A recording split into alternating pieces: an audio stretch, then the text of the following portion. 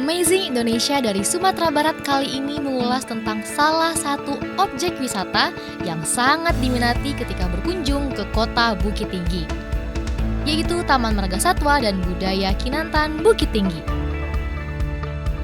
Dan berhubungan dengan Bukit Tinggi nih, Amazing Indonesia episode ini akan saya mulai dari monumen terkenal asal Bukit Tinggi. Ada yang tahu nama monumennya? Yuk, kita simak aja cerita selengkapnya. Lai tahu sana, ini adalah jam gadang. Siapa sih yang nggak tahu jam gadang? Eits, tapi tentu saja ada beberapa keunikan yang mungkin belum diketahui oleh banyak orang. Keunikan pertama monumen ini adalah sejarahnya. Ternyata, jam gadang merupakan hadiah dari Ratu Belanda bernama Wilhelmina kepada Rockmaker, yakni seorang sekretaris kota Bukit Tinggi pada masa pemerintahan Hindia Belanda. Arsitektur jam gadang dirancang oleh Yazid Rajo Mangkuto dengan mandornya bernama Sultan Gigi Ameh. Yang lebih menariknya lagi, peletakan batu pertama dilakukan oleh anak Rockmaker yang baru berusia 6 tahun. Keunikan yang kedua berkaitan dengan julukannya. Jam gadang disebut sebagai kembaran Big Ben Tower di London, Inggris. Rupanya, dua bangunan ini memang mempunyai hubungan khusus. Mereka menggunakan mesin yang sama, yaitu Briggs Lion, yang dibuat oleh Bernard Fortman, seorang bangsawan Amerika Serikat. Keunikan selanjutnya terdapat pada penulisan angka 4 Romawi pada angka waktu di jam gadang. Angka tersebut ditulis dengan 4 buah huruf I, yang menurut angka Romawi, penulisan seharusnya adalah huruf I dan V. Konon, 4 huruf I tersebut mewakili 4 pekerja yang menjadi korban dalam pembangunan jam gadang di masa dulu. Dan yang terakhir, jam gadang unik karena pembuatannya tidak memakai penyangga dan semen. Bahan dasar yang digunakan ialah campuran kapur dan pasir putih yang direkatkan dengan putih telur. Sebagai monumen kota Bukit Tinggi, jam gadang selalu mencuri perhatian wisatawan baik dalam negeri maupun luar negeri. Tak hanya itu, kawasan jam gadang juga menjadi ruang bagi masyarakat untuk berkumpul. Apalagi, di sekeliling jam gadang terdapat beberapa tempat perbelanjaan.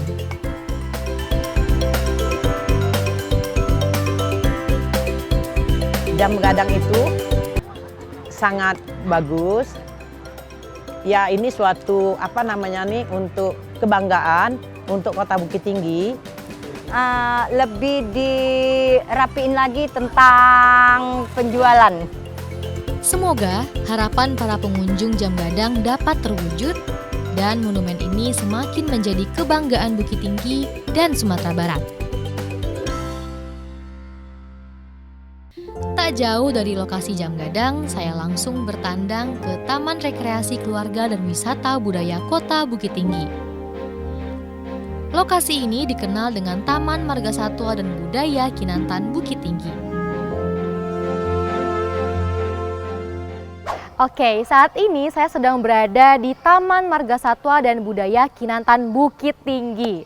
Dan Lai tahu sana, ternyata taman ini merupakan salah satu taman tertua di Indonesia dan yang pertama di Sumatera. Ketika memasuki Taman Marga Satwa dan Budaya Kinantan Bukit Tinggi ini, kita akan disuguhkan dengan berbagai varian satwa. Selain itu, juga terdapat Museum Rumah Adat Baanjuang dan Museum Zoologi.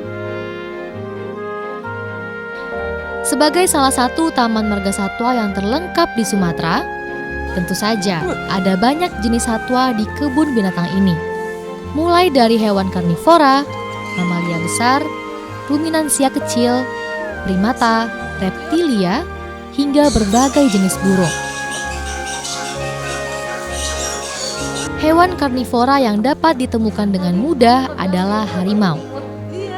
Ia berada dalam sebuah ruang besar yang didesain seperti hutan. Di sana juga terdapat tempat untuknya beristirahat. Berikutnya hewan mamalia besar. Tentu saja yang paling favorit adalah gajah. Lokasinya tak jauh dari pintu masuk Taman Marga Satwa ini. Tak jauh dari sini, ada beberapa hewan ruminansia kecil seperti rusa dan tapir. Lihatlah rusa ini. Mereka seperti menyadari bahwa sedang ditonton oleh para pendatang. Lucu sekali. Widih, widih.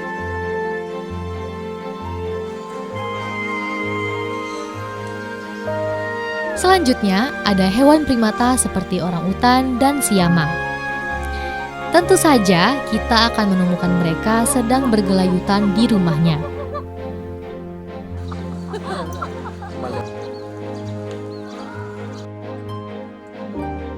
Di samping itu, reptilia akan kita temui di beberapa lokasi. Salah satunya di tempat yang memiliki gerbang mulut hewan reptil ini.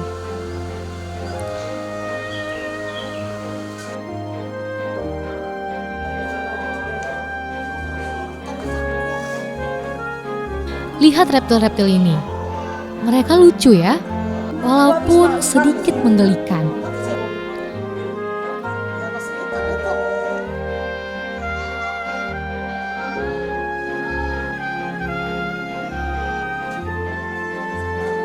Berikutnya adalah hewan burung yang juga memiliki tempat khusus. Ada banyak jenis burung yang indah di sini.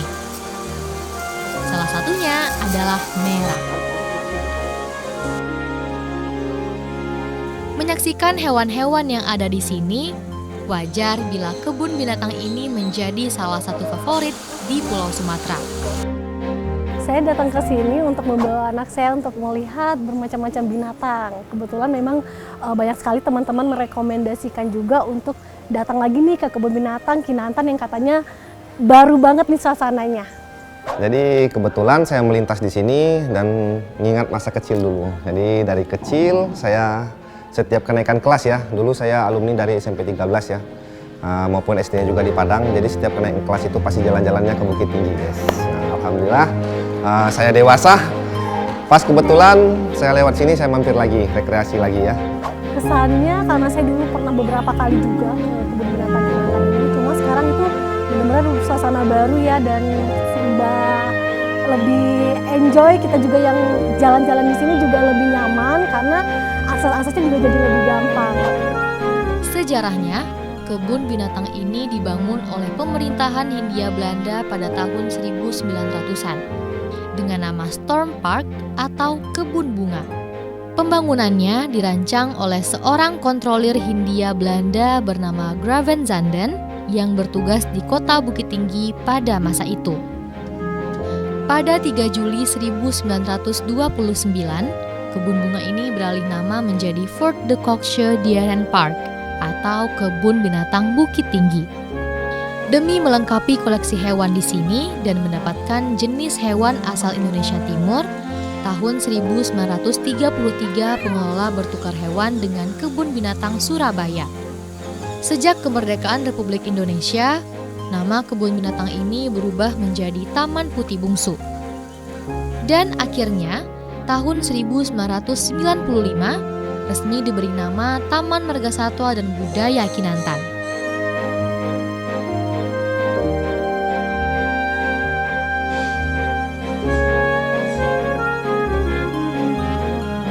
Sekarang aku lagi di depan Museum Zoologi di Taman Marga Satwa dan Budaya Kinantan, Kota Bukit Tinggi. Dan layu tahu sana, ternyata museum ini merupakan cikal bakal lahirnya kebun binatang Kinantan ini.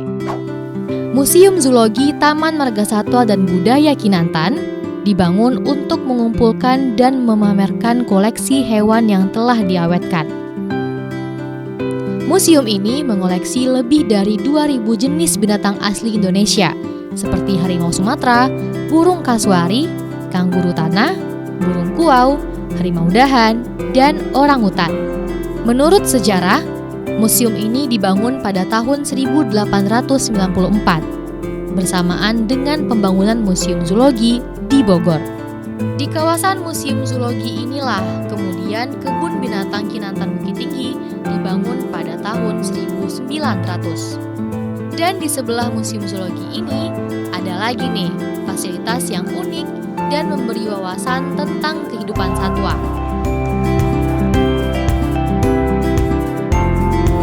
Lain tahu sana, ini adalah akuarium yang merupakan salah satu sarana yang dapat kita kunjungi saat kita mendatangi Taman Marga Satwa dan Budaya Kinantan Bukit Tinggi ini.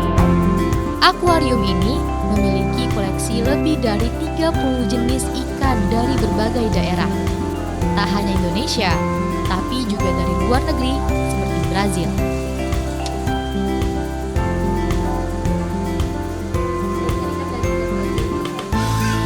Di sini, pengunjung dapat menemukan koleksi ikan yang unik-unik.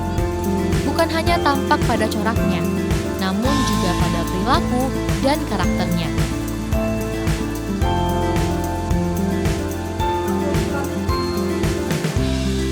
Salah satunya adalah ikan aba-aba knife fish. Ikan ini akan merespon jika namanya dipanggil dan dinding kaca akuariumnya diketuk. Saya pun mencobanya. Wah, bener loh.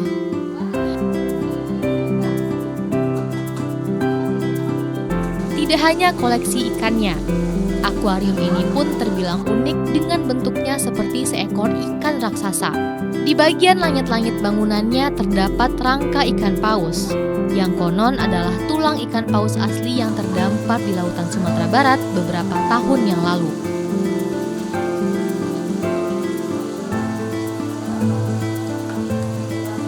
Selain fasilitas yang berhubungan dengan hewan, ada satu lagi fasilitas di Taman Marga Satwa ini yang sangat menarik untuk dikunjungi, yaitu museum berbentuk rumah gadang atau disebut Rumah Adat Baanjuang.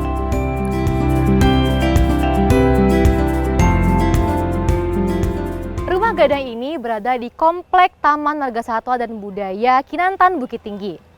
Dan, lain tahu sana, rumah gadang ini sudah berdiri sejak tahun 1935. Bangunan ini didirikan dengan tujuan untuk mengumpulkan dan melestarikan peninggalan sejarah dan kebudayaan Minangkabau.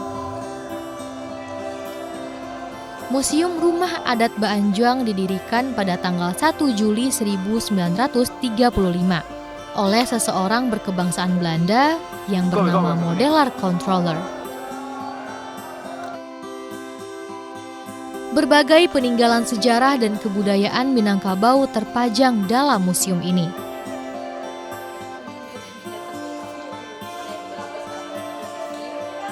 Seperti miniatur arsitektur tradisional suku Minangkabau, berbagai macam peralatan rumah tangga, dan pakaian adat Minangkabau.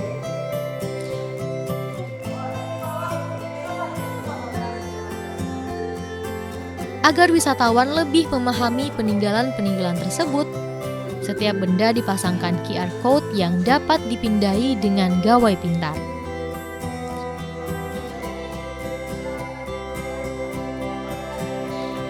Salah satunya pada miniatur rumah gadang ini.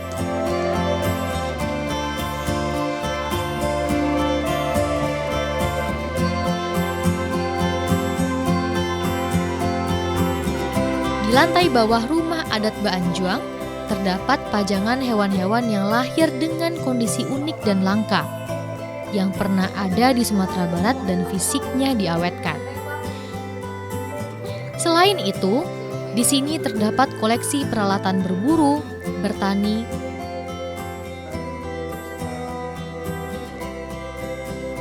koleksi kesenian,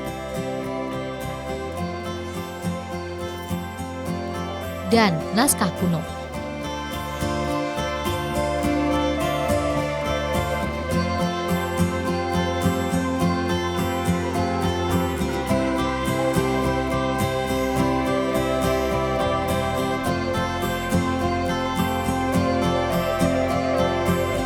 Berkunjung ke Taman Marga Satwa dan Budaya Kinantan Bukit Tinggi tak lengkap bila tidak mendatangi bangunan benteng yang lokasinya sangat dekat dan terhubungkan oleh sebuah jembatan, yaitu Jembatan Limpapeh.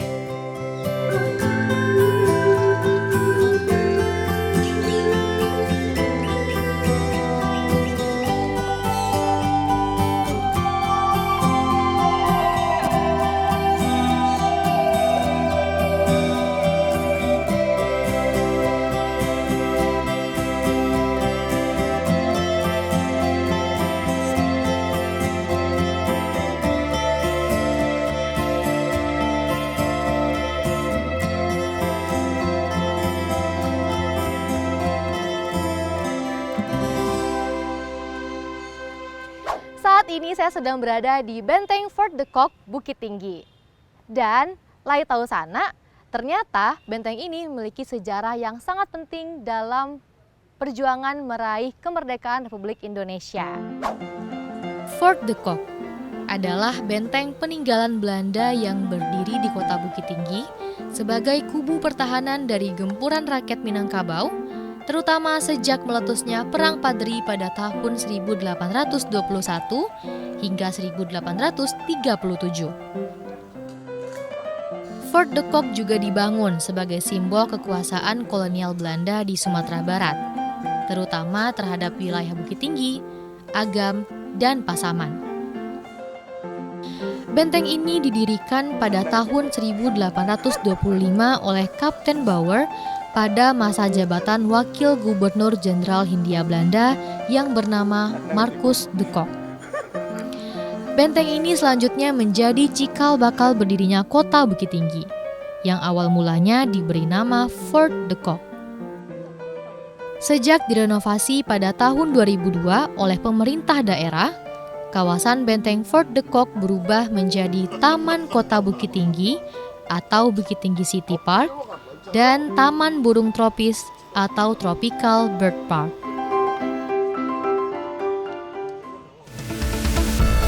Demikianlah konten Amazing Indonesia dari Sumatera Barat tentang Taman Marga Satwa dan Budaya Kinantan Bukit Tinggi.